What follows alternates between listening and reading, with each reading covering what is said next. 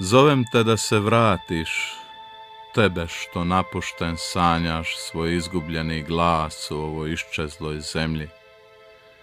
Tebe što se peperonima smradnim ko mokro štene sklanjaš, žvačući okrajke grkih žilavih žemlji.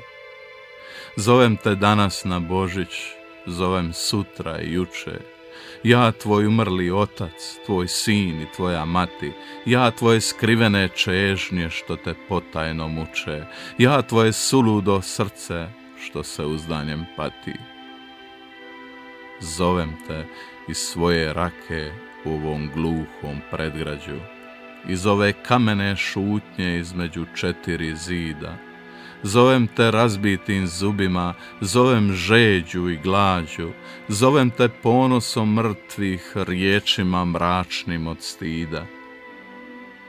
Zovem te da se vratiš na ove preostale hridi, na ovaj opustjeli otok, ove sušne škrape, ova tvrda brda gdje bura dan i noć bridi, ove blatne ravnice što prazno u nebo zjape.